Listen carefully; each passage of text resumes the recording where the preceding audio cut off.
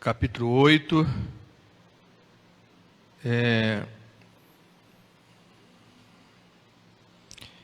a partir do versículo 1. Aliás, a partir do versículo 4. Eu li agora, né? Aliás, foi nesse mesmo versículo que eu li no ofertório. Então, vamos ler então agora, a partir do versículo 4. Se puder ficar em pé, em reverência à palavra do Senhor.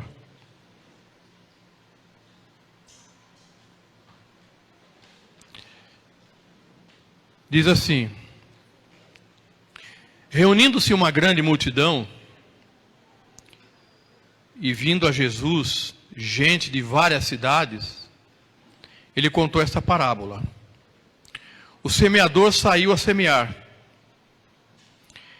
Enquanto lançava a semente, parte dela caiu à beira do caminho, foi pisada, e as aves do céu comeram.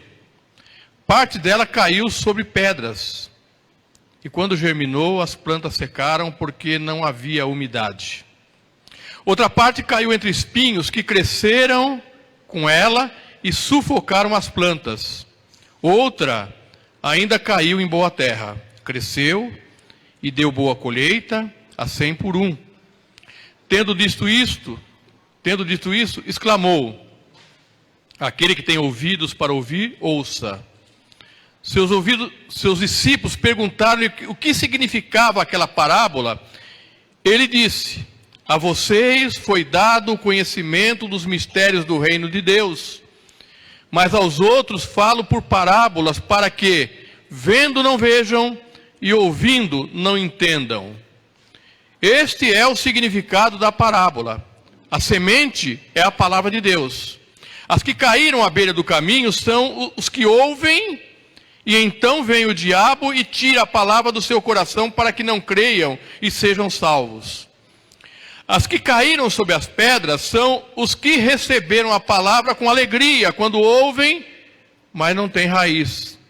Creem durante algum tempo, mas desistem na hora da provação. As que caíram entre espinhos são as que ouvem, mas, ao seguirem seu caminho, são sufocados pelas preocupações, pelas riquezas e pelos prazeres desta vida, e não amadurecem. Mas as que caíram em boa terra são os que com coração bom e generoso ouvem a palavra e retêm e dão fruto com perseverança. Amém? Pode sentar, irmãos.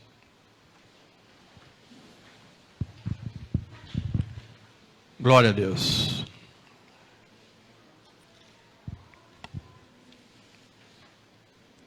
Obrigado.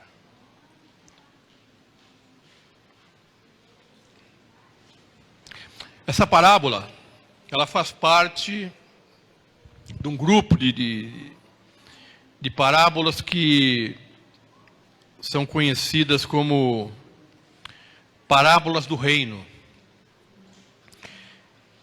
O capítulo 13 de Mateus, além dessa, depois tem uma série de outras parábolas, e Jesus inicia essas parábolas dizendo: o reino de Deus é semelhante. Lá em Marcos 4 também. Então, esse texto, essa parábola, por exemplo, semeador, ela está nos 3 primeiros evangelhos, Mateus, Marcos e Lucas, os chamados de evangelhos sinóticos. Então, elas fazem parte desses 3 evangelhos. E como disse, elas são conhecidas como parábolas do reino. Ou seja, trata das coisas do reino de Deus. Jesus fala aqui no versículo 10 que a vocês foi dado o conhecimento do mistério do reino de Deus.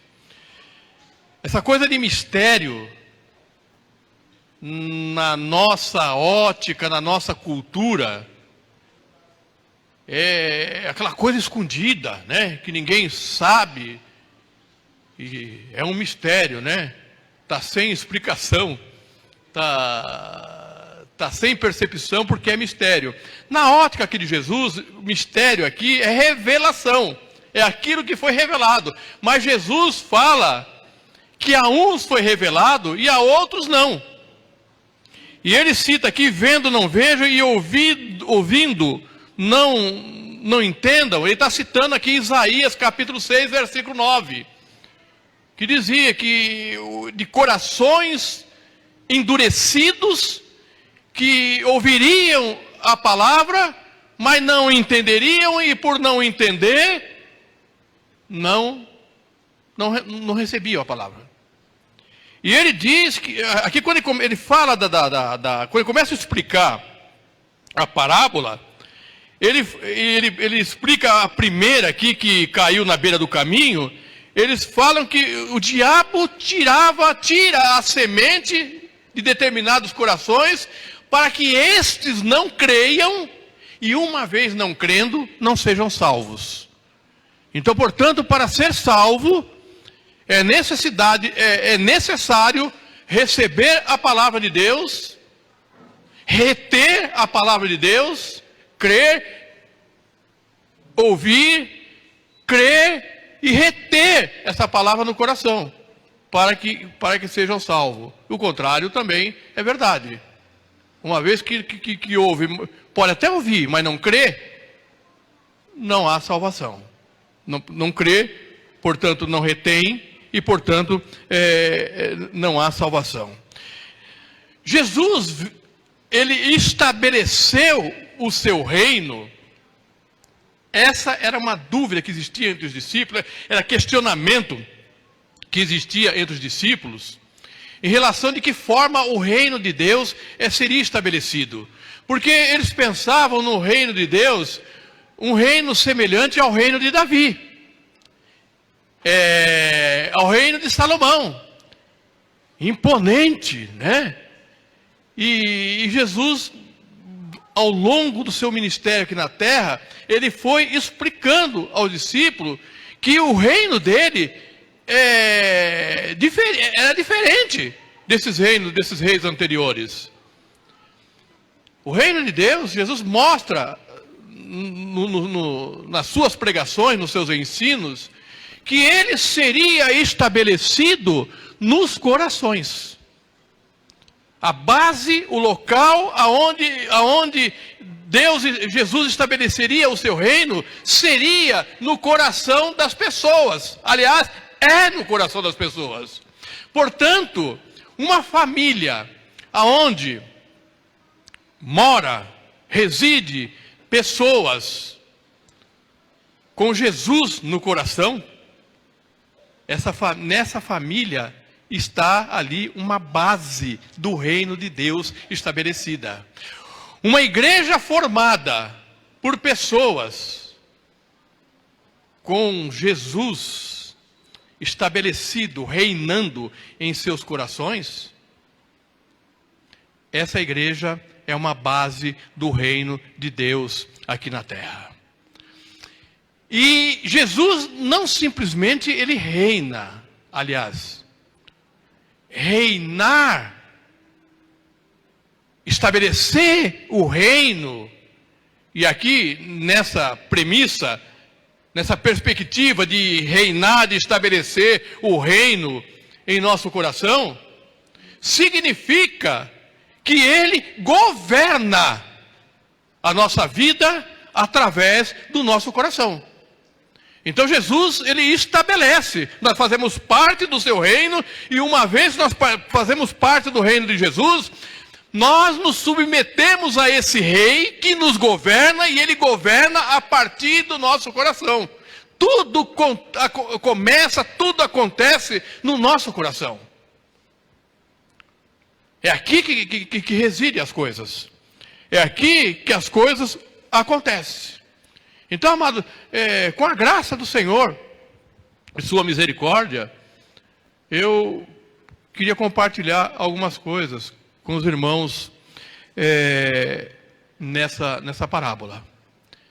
É até uma parábola difícil, é fácil e é difícil, pelo fato que essa parábola tem a parábola do joio também, que Jesus, ele já dá a explicação. Ele narra a parábola e ele já traz o esboço. E aí é complicado. Como é que eu vou agora? Eu vou ter que pregar em cima do esboço de Jesus. Né? É uma bênção, mas eu estou andando aqui no fio da navalha, que eu não posso trazer nada que seja contrário àquilo que Jesus explicou, né? que expôs. Então aqui, essa é uma das parábolas, que ele narra a parábola e ele traz a explicação dessa parábola. Eu começo dizendo para os irmãos aquilo que eu não pretendo fazer. Por exemplo, eu não pretendo falar aqui sobre o semeador, embora essa parábola, na maioria das Bíblias, fala que é a parábola do semeador, mas fala muito mais de corações do que o semeador. O semeador aqui é Jesus. Aqui na parábola ele está se referindo a ele. Ele andou ali naquela região proclamando as verdades do Evangelho. Então, eu não pretendo aqui falar sobre o semeador. Eu não pretendo trazer uma nova interpretação, uma nova explicação daquilo que Jesus já explicou e já esclareceu. E eu não pretendo também, aqui, não é o objetivo dessa parábola, dessa ministração aqui, julgar o coração de ninguém. Cada um examine-se e julgue a si mesmo. Então, não é esse o propósito. Amém? Estamos afinados aí? Amém. Então, glória a Deus.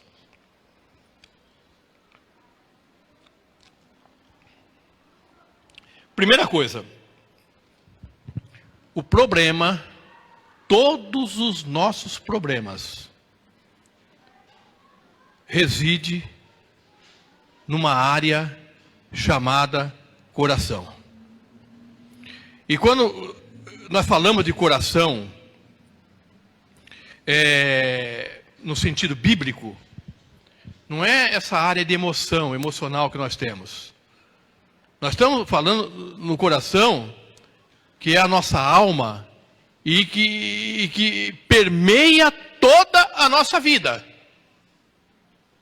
Então, todas as nossas dificuldades, todos os nossos problemas, todas as nossas mazelas, partem do nosso coração.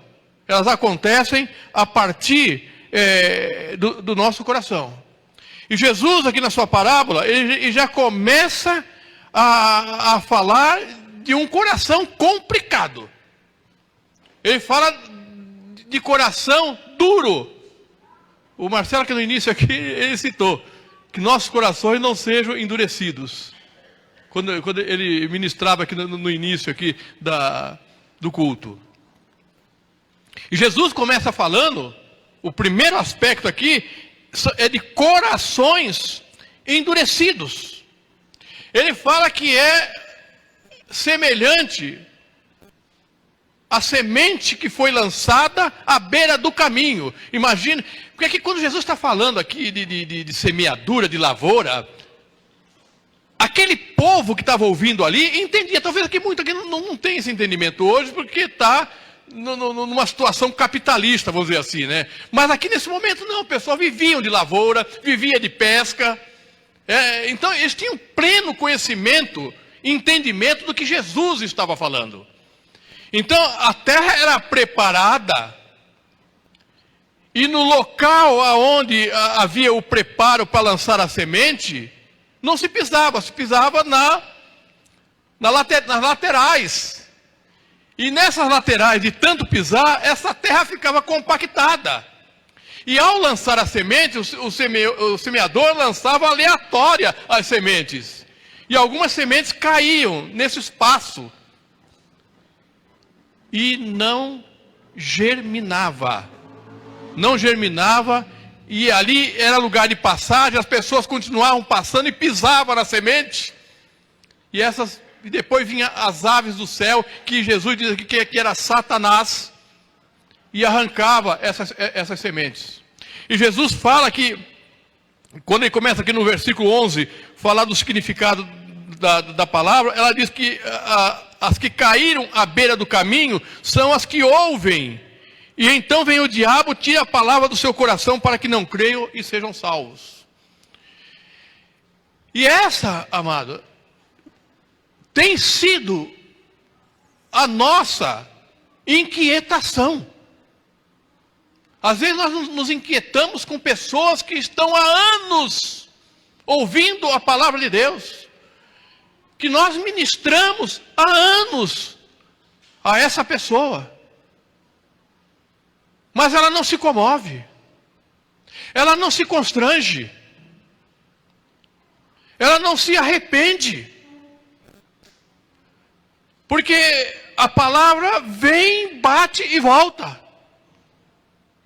Não há sensibilidade nesse coração. E Jesus está aqui descrevendo pessoas assim. São pessoas insensíveis à palavra de Deus. Muitos. Por isso adverti que eu não pretendo julgar ninguém. Mas muitas vezes estão no meio de nós. Que ouvem, a palavra é ministrada, o Espírito Santo vem para convencer, mas o coração está fechado. E não há nenhuma preocupação em abrir. Porque abrir coração dá trabalho, afofar a terra precisa furar, cavocar, mexer, revirar essa terra toda. Para que essa terra esteja apta a receber uma semente. Então, corações endurecidos, insensíveis. E coração endurecido que não recebe, que não retém a palavra, são corações questionadores. Muitas vezes nós convivemos com pessoas que questionam a tudo. Reclamam de tudo. Há opiniões para tudo. Tudo ele faria diferente.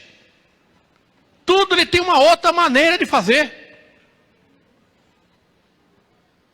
Porque está baseado nas suas próprias emoções, nas suas próprias concepções, e seu coração não tem lugar para ouvir, para reter, para receber e para reter a palavra de Deus. Há uma passagem aqui em Atos capítulo 28, quando Paulo chega a Roma, ele aluga lá uma casa onde ele iria residir. Ele foi para Roma porque havia acusações injustas contra ele e pelos judeus. E por essas acusações serem injustas, ele apela para Paulo, aliás, para César, e por isso ele é enviado a Roma. E chega lá, ele vai se explicar com os judeus que lá estavam, os cristãos, enfim, os judeus que lá estavam em Roma. Na verdade, os judeus.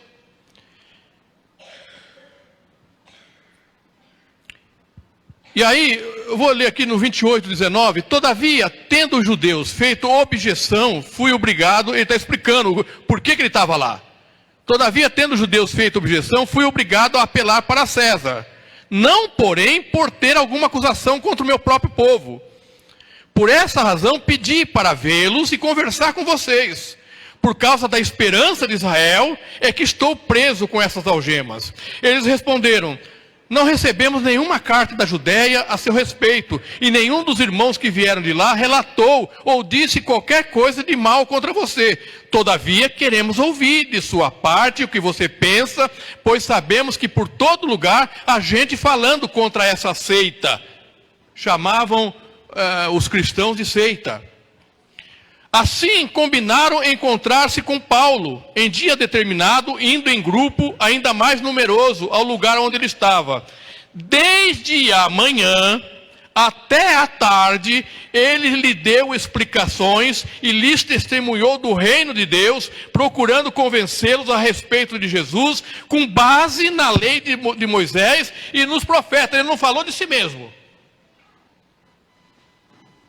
Alguns foram convencidos pelo que lhe diziam, mas outros não creram.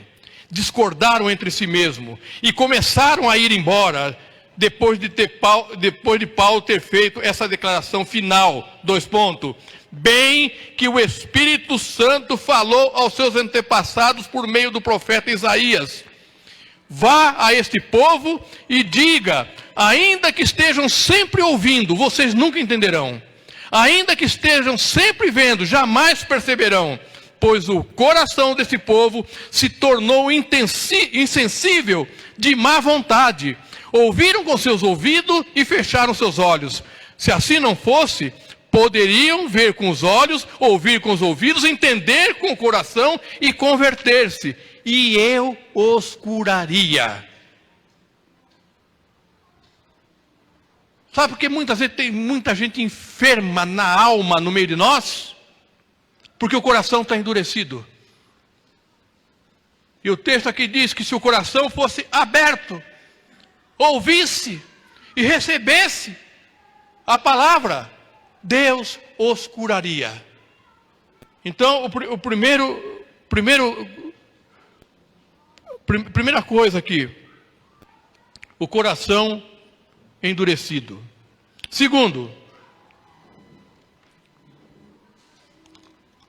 que esse primeiro aqui nem recebe a palavra, porque o coração está duro. Agora tem o outro aqui que recebe. No versículo 13: as que caíram sobre as pedras são os que recebem a palavra com alegria, quando ouvem, mas não tem raiz. Creem durante algum tempo, mas desistem na hora da provação. Então já viu aquele emocional, né, que vem no culto, se emociona, ou que você fala de Jesus para ele se emociona e já levanta a mão. Eu aceito Jesus, até se quebranta, se alegra, que diz que recebe com alegria, mas são pessoas que vêm até Jesus com perspectiva errada, com motivação errada. Porque hoje as pessoas vêm para Jesus para ter uma vida tranquila, sem dificuldade, sem luta. E isso contraria o que Jesus falou, que qualquer que queira segui-lo vai passar a tribulação. Vai ter que pegar a cruz. Vai ter que negar a si mesmo. Mas às vezes as pessoas aceitam a Jesus, vêm até Jesus, recebem até a palavra, mas o terreno está cheio de pedra. Esse terreno não tem preparação para que essa semente germine com saúde, que tenha um crescimento eficaz. As pedras não foram removidas, a semente até chegou ali, até germinou, mas raízes não nasceram. Falta raiz. Por isso, amados, muitas vezes nós vemos pessoas entrando na igreja e saindo. Entra e sai, entra e sai, entra e sai. Entra uma alegria só. Mas a dificuldade chega, a provação chega, a luta chega. Ah, não era isso que eu queria. Eu estava pensando em outra coisa. Quando me apresentaram Jesus, quando me levaram para a igreja, me apresentaram a palavra, eu pensei que tudo estava resolvido, o meu mar seria um mar de rosas, né? O enraizado sabe que não é assim. O enraizado, ele sabe que não é assim que as coisas funcionam. Mas o que não tem raiz, embora ele recebeu com alegria, embora ele até tenha recebido, até creu, porque Jesus fala que ele creu por algum tempo, mas não perseverou. Não permaneceu. Abandonaram o barco.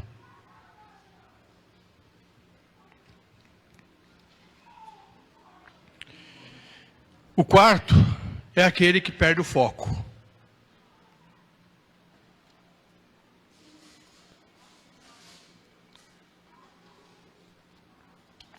Ele até inicia com o foco correto, direitos, assertivo. Aqui diz, no 14, as que caíram entre espinhos são os que ouvem, mas ao seguirem seu caminho são sufocados pelas preocupações, pelas riquezas e pelos prazeres dessa vida.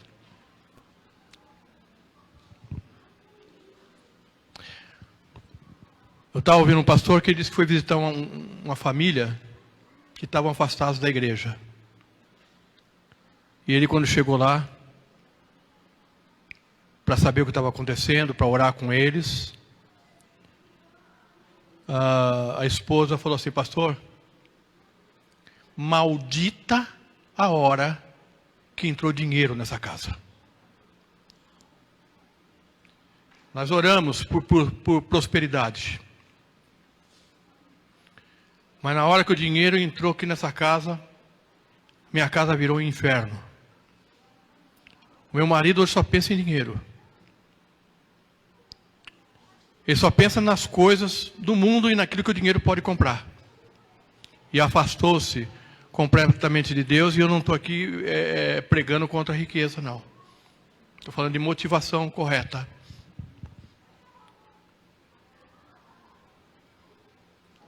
Alguém chegou para o pastor e falou assim: pastor, eu não sei o que acontece comigo, que quando eu ganhava salário mínimo eu era dizimista fiel.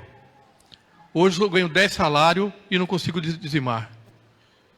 O pastor só tem uma solução: vamos orar para Deus tirar 9 salários seus, você voltar a ganhar um salário, que aí você vai ser fiel. Vamos orar para isso.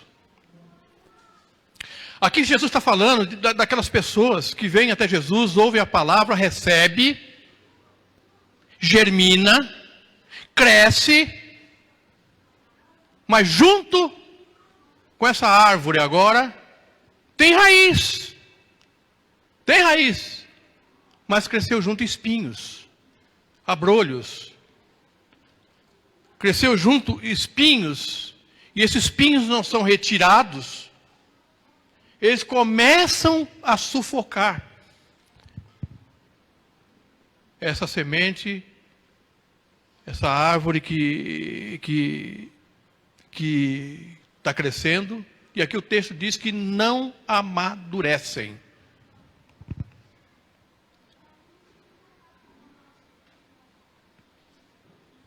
Não dão frutos. Encruaram. Minha mãe dizia isso, que o fruto quando não ia, encruou. Aliás, fui ver a definição de encruar. Definição de encruar. Que por alguma razão passou a ser cruel, passou a ser cruel, insensível. Que não se desenvolve, não segue adiante, ou tem um fim estagnado, parado. Projeto encruado. Então cresceu, mas não cuidou do seu entorno. Não cuidou do que está ao seu redor. São pessoas também com perspectiva errada, com motivação errada, vêm para Jesus para ficar rico. Amado, vou dizer uma coisa aqui. Se nós... Paulo fala assim, se eu pensasse em Jesus somente para essa vida, eu seria o mais miserável dos homens. Se nós viermos a Jesus para ficar rico, para ter saúde, para prosperar, para se dar bem na vida, se nós fizermos isso, Jesus pode nos deixar rico, Jesus pode nos prosperar, Jesus pode nos curar. Mas se esta é a nossa motivação, nós estamos barateando a obra de Jesus lá na cruz. Jesus morreu na cruz para nos resgatar de uma situação de condenação. Todos nós estamos condenados, todos caídos e destinados ao inferno. Esse era o nosso destino. E Jesus veio e passou pelo que passou para possibilitar de eu ser livre dessa condenação, mudar o rumo de vida, e ao invés de estar caminhando para o inferno, estar caminhando para o céu. Este é o objetivo da obra de Jesus. E quando nós ficamos atrás de Jesus, querendo se dar bem na vida, querendo resolver os nossos problemas temporais aqui, nós estamos barateando essa obra. Nós não estamos dando a ela a importância, a devida importância.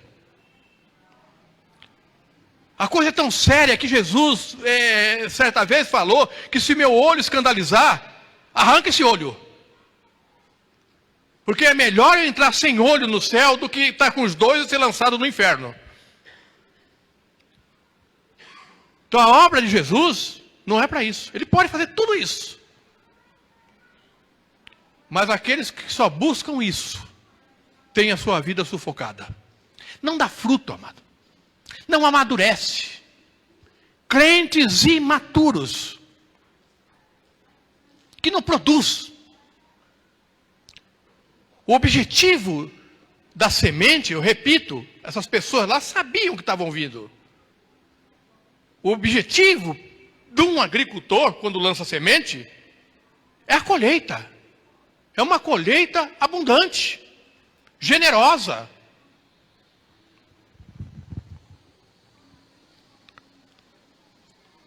E nesses três, antes de entrar no quarto aqui, nesses três, eu aprendo, amado, que o grande problema nosso, o grande inimigo da nossa fé,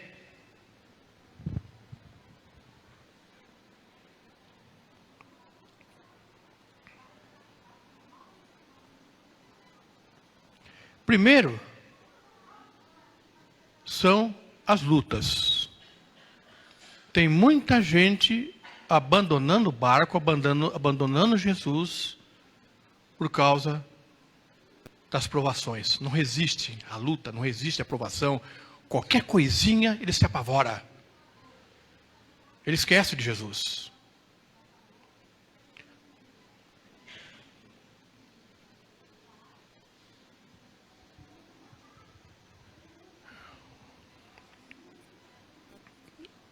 Aliás, esse aqui é o segundo. Né? É o segundo caso aqui. Deixa eu recomeçar aqui. 3 problemas. O primeiro é o nosso coração. Tudo reside nele. Mas o primeiro inimigo da fé é o coração endurecido. É o coração que rejeita as verdades contidas na palavra de Deus. O segundo é a carne. Porque a carne não quer ser provada. A carne não quer angústia. A carne não quer viver dificuldades. Então o primeiro somos nós mesmos. O coração. O segundo são nós mesmos. A carne. E o terceiro é o mundo. Tem muita gente abandonando Jesus por causa do mundo. Ele está seduzido pelo mundo. Ele está deslumbrado com o mundo. É os prazeres da riqueza. É os prazeres do mundo. E ninguém se engane, amados. O mundo tem oferecido muita coisa aí que aos nossos olhos parecem boas. Mas a palavra de Deus diz que há caminhos que aos homens, que aos nossos olhos parecem bons, parecem perfeitos, mas são caminhos de morte. São caminhos de morte. Mas há, glória a Deus, o quarto grupo aqui. Mas se a gente for dividir isso aqui em percentual, só 25% daqueles que estão seguindo a Jesus são de fato fiéis. Isso é triste, amado. Se nós formos colocando uma proporção de percentual, 25 endurecido, 25 cheio de pedra, 25 cheio de espinho e só 25 em boa terra. É algo para a gente pensar.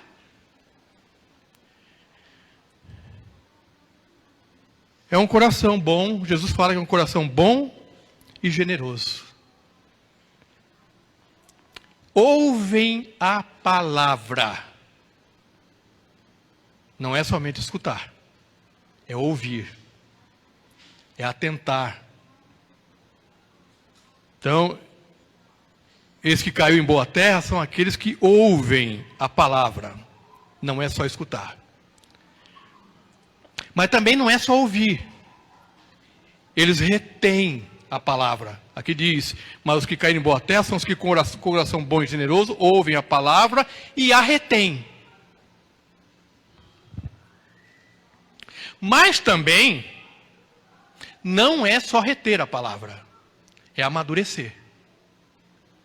É produzir fruto, resultado. Você recebeu Jesus na sua vida? Qual é o resultado disso? O que isso mudou na sua vida?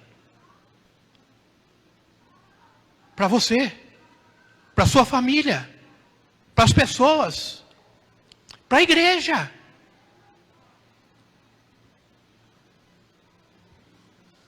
Quando a semente cai numa boa terra, é natural isso. Ela é regada com a palavra que a semente é lançada, ela é regada pelo Espírito. Ela vai crescer, ela vai amadurecer e ela vai produzir fruto. Que aqui diz que é com perseverança, dá um fruto com perseverança. Lá em Mateus diz que vai dar fruto a 30, a 60 e a 100 por um. Uma colheita abundante.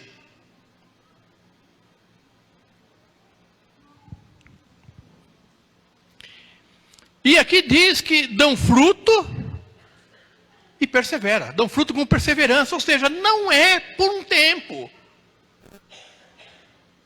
Não é de vez em quando. Não é fogo de palha. É fruto permanente, contínuo, duradouro, sadios, que glorificam a Deus. Porque às vezes, amado, tem muita gente vivendo assim, há 20 anos atrás eu era uma bênção. Há 15 anos atrás, rapaz, se você me visse, era fogo puro. Aí hoje, alguém disse que a perseverança é a rainha de todas as virtudes. A pessoa pode falar, olha aqui, o fulano era honesto. Conhecia aquele, era o símbolo da honestidade, mas agora deu para roubar. Nada adiantou, não perseverou na honestidade. E nada adiantou anos de honestidade se agora está roubando.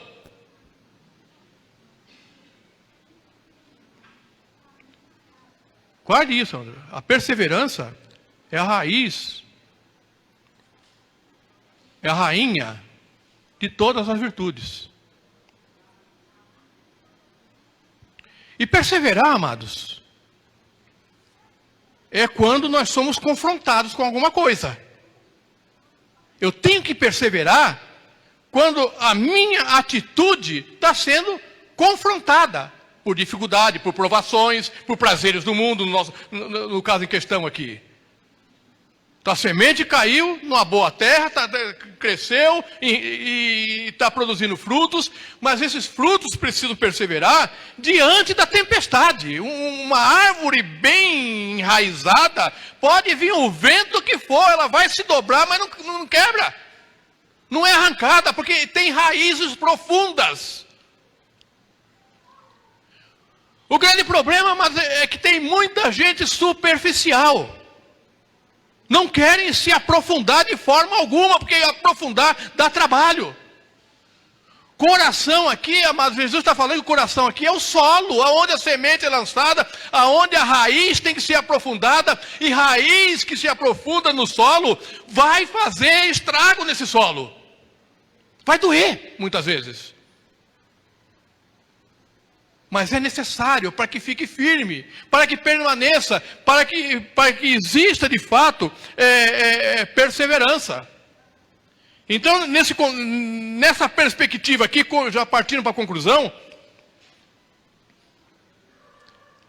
atente, queridos, a importância na nossa vida cristã, no nosso andar com Jesus, estar seguindo aquele que é o caminho, a verdade e a vida, a importância da raiz. Olha o que diz em Colossenses, Paulo diz em Colossenses capítulo 2, versículo de 6 a 8. Portanto, assim como vocês receberam a Cristo Jesus, o Senhor, continuem a viver nele, enraizados e edificados nele, firmados na fé, como foram ensinados, transbordando de gratidão. Tenham cuidado para que ninguém os escravize a filosofias vãs e enganosas, que se fundamentam nas tradições humanas e nos princípios elementares desse mundo e não em Cristo. Raiz. Enraizados. Agora, a importância da motivação. Você segue a Jesus por quê? Nós seguimos a Jesus com qual motivação? Tem muitos casamentos desfeitos por motivações erradas de um ou dos dois cônjuges. Espera-se uma grande festa a vida toda e depois casa e vê que não é nada disso. Casamento é alegria. Casamento é compensador, é realizador, mas é local de luta, de dificuldade, de privações muitas vezes. E não é diferente na vida cristã. Então, a motivação correta, a percepção, o conhecimento, o entendimento do preço, do custo de servir a Jesus. A importância do Espírito Santo. Só o Espírito Santo, amado, pode mudar o nosso coração. O preparar a terra para a semente ser bem aceita e germinar e produzir, é uma obra do Espírito Santo em nosso coração. Nós somos maus, nós somos egoístas, nós buscamos os nossos interesses, nós queremos se dar bem em tudo. Não é verdade isso? Nós queremos nos dar bem em tudo. É o Espírito Santo que muda isso em mim. É Ele que transforma essa situação na minha vida. Esse coração aqui não presta. Não presta. Amados, sem Jesus, sem o Espírito Santo na nossa vida, nós fazemos coisas que até o diabo duvida.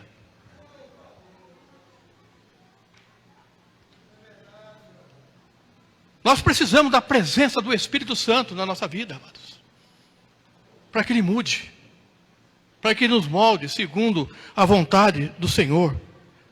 Também Paulo diz em Efésios capítulo 3, do 16 ao 19, oro para que, com as suas gloriosas riquezas, Ele os fortaleça no íntimo do seu ser, com poder por meio do seu Espírito, para que Cristo habite em seus corações mediante a fé, e oro para que vocês, arraigados, que tem o sentido de enraizados também, arraigados e alicerçados em amor, possam juntamente com todos os santos compreender a largura, o comprimento, a altura e a profundidade, e conhecer o amor de Cristo que excede todo conhecimento, para que vocês sejam cheios de toda a plenitude de Deus.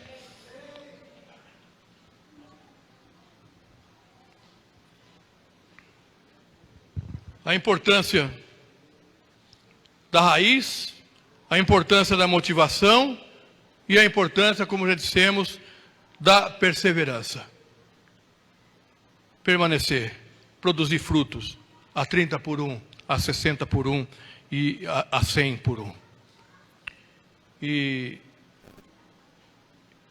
vou deixar aqui um espaço para o louvor. Pega a dica aí, Marcelo.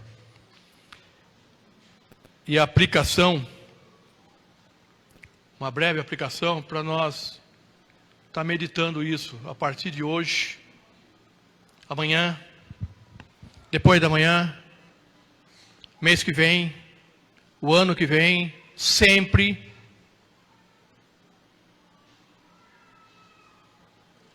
Qual tipo de solo é o meu coração? É a primeira aplicação, fazer essa pergunta: que tipo de solo é o meu coração? Endurecido? Cheio de pedras? Rodeados de espinho? Ou um coração bom e generoso? Talvez você tenha dúvida de como é o seu coração. Então observe os frutos. Que fruto você tem dado? Que colheita você tem oferecido para o Senhor? Qual o resultado da presença de Jesus na nossa vida? O que Jesus mudou aqui? O que eu fazia e deixei de fazer? O que eu não fazia e agora faço? É a primeira aplicação. Segunda de Coríntios, capítulo 13, versículo 5, diz assim: examinem-se para ver se vocês estão na fé. Provem-se a si mesmo. Por isso que eu disse que eu não estou julgando ninguém. Cada um examine a si mesmo. Eu tenho que fazer minha autoanálise, meu autoexame. Examinem-se para ver se vocês estão na fé. Provem-se a si mesmo. Não percebem que Cristo Jesus está em vocês?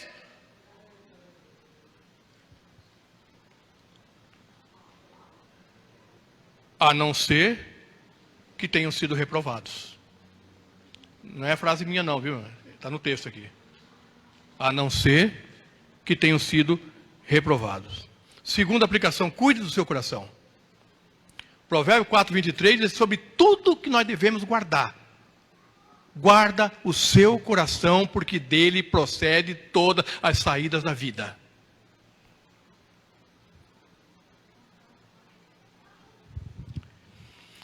E Deus pode mudar seu coração. Examine. É endurecido? É de pedra? Está cercado de espinhos? Eu não posso mudar. Pastor nenhum muda o coração de ninguém. Você também não muda. Darei a vocês um coração novo e porei um espírito novo em vocês. Tirarei de vocês o coração de pedra e lhes darei um coração de carne. Ezequiel 36, versículo 26. E quarto e última, leia em Tiago, capítulo 1, 2, 4.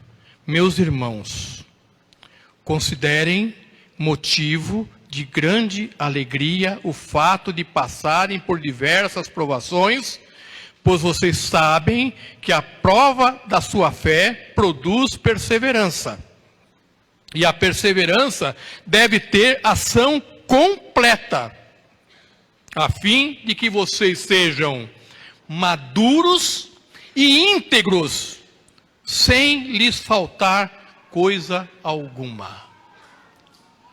Eu encerro aqui.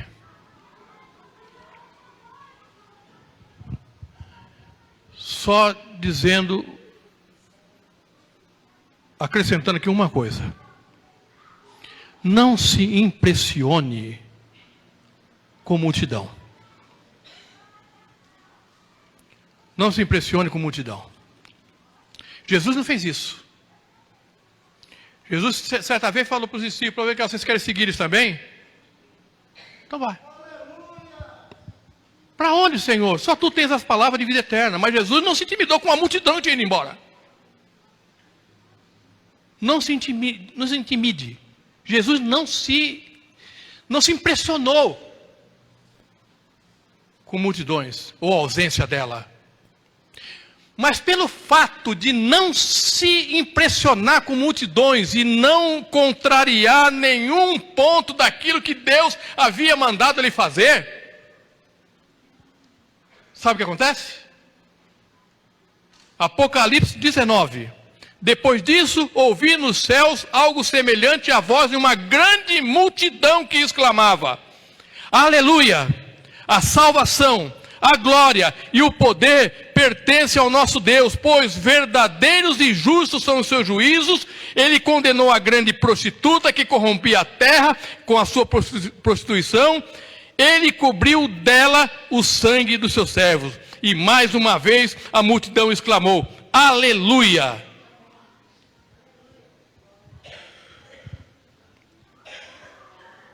Nós queremos quantidade, sim, amado. Queremos, sim. Mas enraizada. Na parábola aqui, Jesus é o semeador. Mas ele nos fez semeadores da sua palavra também. Amém, amados? Seja esse semeador. Lance a semente. Eu vou orar com você antes de louvarmos. Pai querido, em nome de Jesus, só o Senhor conhece os nossos corações. Nem mesmo nós temos acesso a todas as áreas, Pai. Muitas vezes, Senhor, o nosso coração nos engana. Somos enganados pelos interesses egoístas contidos ali em nosso coração. Buscamos a nossa própria vontade, seguimos as nossas próprias motivações, os nossos interesses, Pai. Muitas vezes, Senhor, fechamos o nosso coração, endurecemos, de maneira que a Tua palavra não tem acesso. Outra vez recebemos a Tua palavra, ouvimos, mas não a retemos, Pai.